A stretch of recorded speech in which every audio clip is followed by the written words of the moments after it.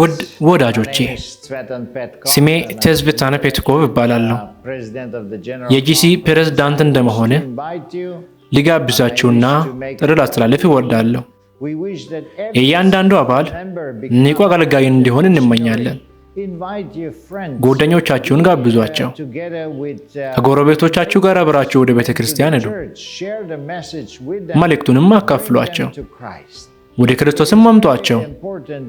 የፊተኛውና የኋለኛውን ዝናብ ማግኘት ለሁላችንም አስፈላጊ ነው፣ ለዳግም ምጽአቱ ዝግጁ ለመሆን። ነገር ግን የፊተኛውና የኋለኛውን ዝናብ በስብከት ሥራ በንቃት ለማይሳተፉት እንደማይሰጥ ሁላችንም እናውቃለን። ለዚህም ነው ከእኛ ጋር እንድትሆኑና ከጓደኞቻችሁ ጋር የምስራች ዜናውን እንድትካፈሉ ልንጋብዛችሁ የምንወደው። እናንተ በጣም ተስጦ ያላችሁ እንደሆናችሁ እናውቃለን።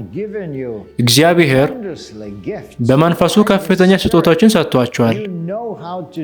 ነገሮችን እንዴት ማድረግ እንዳለባችሁ ታውቃላችሁ። ምርጡ መንገድ ልምዳችሁንና ተሳትፏችሁን መጠቀም ነው። ይህንን ስታደርጉ ግንዛቤ ይኖራችኋል፣ መንፈሳዊ እድገትም ጭምር። እንዲሁም የአንድ ትልቅ ነገር አካል እንደሆናችሁም ይሰማችኋል። የሰማያዊ ቤተሰብ አካልም ትሆናላችሁ።